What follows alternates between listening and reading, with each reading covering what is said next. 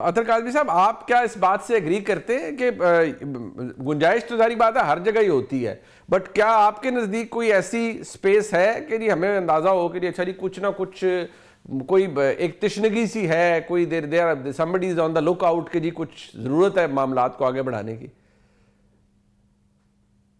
देखिए, जहाँ तक वंडर बॉय की तलाश का ताल्लुक है तो मंसूर साहब ने तो कहा है गुंजाइश नहीं है, पर एनीवे मैं सिस्टम के लिए मौजूद हूँ और आई एम अ बॉय, और थोड़ा आप मेहनत करें तो वंडर बॉय भी बन सकता है, कोई ऐसा इशू नहीं है। तो मैं तो उसमें जो है बिल्कुल तैयार हूँ अगर मुझे कोई लाना चाहे। दूसरी बात ये है कि मसला ये है कि देखें इस वक्त असल इशू क्या है। असल इशू ये है कि आप डिलीवर नहीं कर पाए। बयानिया इशू नहीं है, बयानिया आपका डिलीवरेंस के साथ बन जाता है। आप 3 साल आपने जो जो वादे किए, आपने कहा कि हम इकॉनमी को बेहतर कर देंगे, इन्वेस्टमेंट आ जाएगी, बड़े पैमाने पे चीज़ें तब्दील होंगी, वो चीज़ें उस तरह तब्दील नहीं हो सकी। और फिर उसके साथ सोने पे सुहागा कि आप वो जो पॉलिटिकल बयानिया होता है उसके अंदर भी आप काफ़ी ज़्यादा कमज़ोर नज़र आए कि आपकी हुकूमत है, बड़ी सियासी जमातें हैं, बड़े लीडरान हैं, लेकिन वो एक काउंटर पॉलिटिकल नैरेटिव उस तरह दे नहीं सके। जब ये चीज़ें लोग देखते हैं तो फिर वंडर बॉयज़ का जिक्र आता है कि जी कोई नया वंडर बॉय आएगा, कोई चीज़ों को तब्दील करेगा। अगर इनकी मौशी एतबार से बहुत ज़्यादा परफॉर्मेंस बेहतर होती तो फिर ये बहस ना चलती, फिर कहीं पे कोई नाराज़गी का इजहार भी ना करता, कोई ये भी ना कहता कि किसी की सिस्टम में गुंजाइश है, कोई और आ सकता है। तो बुनियादी तौर पे आपको मौशी फ्रंट के ऊपर और पॉलिटिकल फ्रंट के ऊपर जो फेलियर है, मेरे ख्याल में उसके अंदर से फिर ये चीज़ें निकल रही हैं और इस किस्म की बातें हो रही हैं और इस तरह की खबरें गर्दिश कर रही हैं। अच्छा, ये जो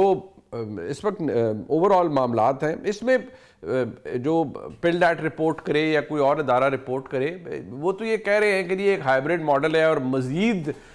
हावी रहेगी पाकिस्तान की मुख्तदरा हुकूमती मामलात के ऊपर। अभी तक इस हाइब्रिड मॉडल को कोई प्रॉब्लम नहीं है, बट ये 2026 शुरू हो रहा है। मंसूर अली खान साहब, क्या आपको लगता है कि 2 साल तो ऑब्वियसली एक वो हनीमून पीरियड भी गुजर जाता है, अब हुकूमत इससे आगे जाके बार बार क्या कहेगी कि अभी हम इंतज़ार कर रहे हैं या अभी इकोनॉमिक डिविडेंड आएगा? आपको लगता है कि हुकूमत के अंदर कुछ तब्दीली होगी, कोई मौशी टीम किसी ऐसी जगह पर? देखिए, मेरे ख्याल में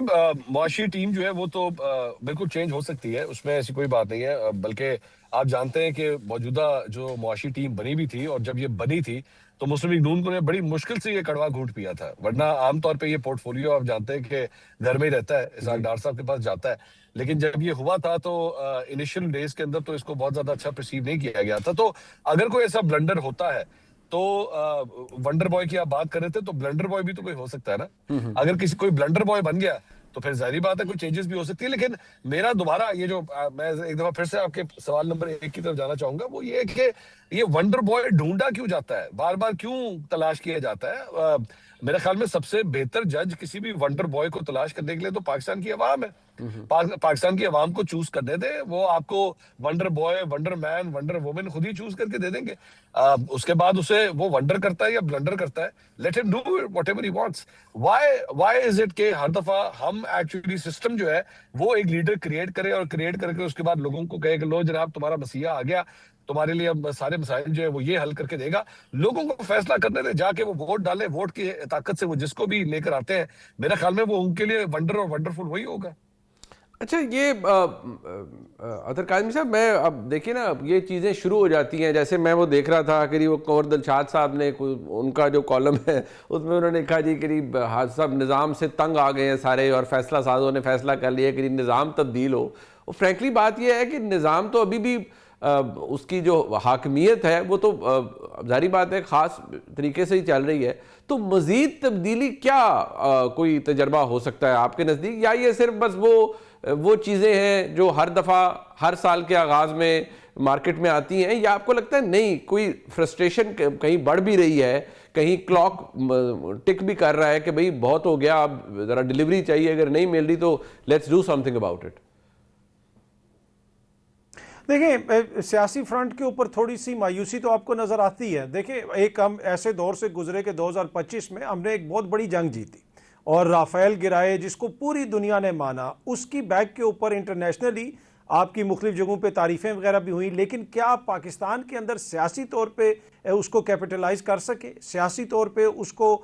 उस तरीके से अपने लिए इस्तेमाल कर सके जो सियासी हुकूमत ने करना था? वहाँ पे आपको फेलियर नज़र आता है तो यकीनन कहीं ना कहीं इसके ऊपर कोई ना कोई आईब्रोज ज़रूर रेज होते होंगे। लेकिन एंड ऑफ द डे देखें, जब तक अवाम के हकीकी नुमाइंदे नहीं आएंगे, चाहे वो 2018 में आए या 13 में आए या आगे 30 में आए, जब भी आए, तब तक ये मसला चलता रहेगा। ये बहस देखें होती इसलिए है कि हमने अवाम के हाथ से क्या ये फैसला ले लिया है कि आपकी मर्जी से हुक्मरान आएंगे। ठीक, जब आपने अवाम के हाथ से ये फैसला ले लिया तो फिर तो इस किस्म की बहस चलती रहेगी कि कौन आएगा, कौन जाएगा, कौन जो है बेहतर है या कौन बेहतर नहीं है। पर मौजूदा सिस्टम के अंदर मुझे ये गुंजाइश इस वक्त मुनीब साहब नज़र नहीं आ रही, ना मुझे इमरान खान साहब के लिए गुंजाइश नज़र आ रही है। ऑल्दो के बहुत सारे लोग कहते हैं कि चीज़ें तब्दील हो रही हैं, ये मुझे कोई ऐसी तब्दीली नज़र नहीं आ रही, ना ही मुझे पीपल्स पार्टी और नून लीग के दरमियान कोई सेपरेशन होती हुई नज़र आ रही है, और ना ही सिस्टम के जो दीगर स्टेक होल्डर्स हैं वो मुझे इनको अपने आप से अलहदा करते हुए फिलहाल नज़र आ रहे हैं।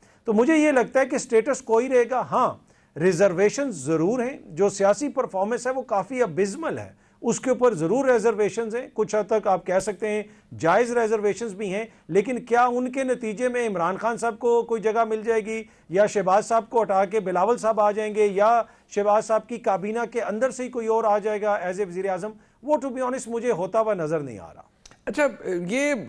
जिस सियासी परफॉर्मेंस को अबिस्मल ग्रेड किया है अतर काज़मी साहब ने, मंसूर साहब आपके नज़दीक ये जाहिर बात है एक दबाव होता है ना कि देखिए जो हुकूमतें मुक़्तदरा की मदद से खड़ी होती हैं, एक सुपर स्ट्रक्चर क्रिएट होता है, हमने माजी में भी देखा, हमने आज भी देख रहे हैं, उनमें कहीं ना कहीं एक टाइम टिक कर रहा होता है, कुछ एक चीज़ अटैच होती है कि नहीं आपने अपने ओन पर भी बहुत कुछ करना है। तो क्या ये हुकूमत इस पर भी ये दबाव है कि भाई ठीक है आप आ गए, सब कुछ हो गया, मदद भी फराम कर दी, 2 साल भी गुजर गए, एज वी स्पीक बहुत अच्छी बातें होती हैं शहबाज शरीफ साहब के मुतालिक, लेकिन ओवरऑल जो परसेप्शन ऑफ गवर्नमेंट है वो मैं अवाम की बदकिस्मती से जारी बात है, डिसाइडिंग फैक्टर यहाँ अवाम मुकम्मल तौर पर नहीं होते, मैं और एतबार से पूछ रहा हूँ वहाँ कोई फ़र्क आ रहा है कि नहीं यार अब आप 2 साल हो गए हैं, मतलब सामने तो कोई चीज़ आए, आप अपना वजन तो खुद तो उठाइए। देखिए मेरे ख्याल में अगर आप इसका मुआवजा करें 2018 में जब इमरान खान साहब आए थे तो ऑब्वियसली उस वक्त भी एक शुरू का एक हनीमून पीरियड था, लेकिन अल्टीमेटली उन्होंने भी एक मौके के ऊपर आके फिर यही कह दिया था कि जनाब इनफ इज इनफ, मजीद बोझ हम आपका नहीं उठा सकते, क्योंकि बुरा भला एक्चुअली आपको कहा जाता है लेकिन असर उसका जो है वो हमारे ऊपर होता है। मौजूदा सिस्टम को भी ऑब्वियसली